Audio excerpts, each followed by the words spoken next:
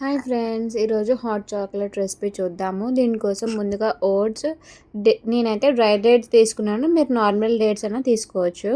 వీటన్నిటిని కొంచెం వేడిగా ఉన్న పాలలో నానబెట్టుకొని ఉంచుకోవాలండి. ఒక 10 మినిట్స్ 10-15 మినిట్స్ నానిన తర్వాత దీన్ని మనం పేస్ట్లా చేసేసుకోవాలి, స్మూత్ పేస్ట్ లాగా. సో దీంట్లో మనం కోకో పౌడర్ అనేది యాడ్ చేసుకుంటున్నాము, 1 స్పూను. ఇది పేస్ట్ అనేది ఫామ్ అవుతుంది కదా, కొంచెం థిక్ కన్సిస్టెన్సీలో ఉంటుంది. మనం కుక్ చేసేసరికి మరీ థిక్గా అయిపోతుంది. సో అందుకనే దీన్ని మనం కొంచెం పాలలో అనేది కొంచెం కొంచెం కన్సిస్టెన్సీ పలుచగా అయ్యేలాగా మిక్స్ చేసుకోవాలి. మనం దీన్ని కుక్ చేసుకునేసరికి ఇంకా థిక్గా అయిపోతుందండి. సో అందుకనే దీంట్లో మిల్క్ అనేది యాడ్ చేస్తున్నాము.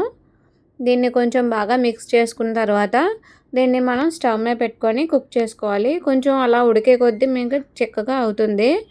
దీంట్లోని మనం చాక్లెట్ ఉండాలి కాబట్టి సో డార్క్ కాంపౌండ్ చాక్లెట్ అనేది వేస్తున్నాను.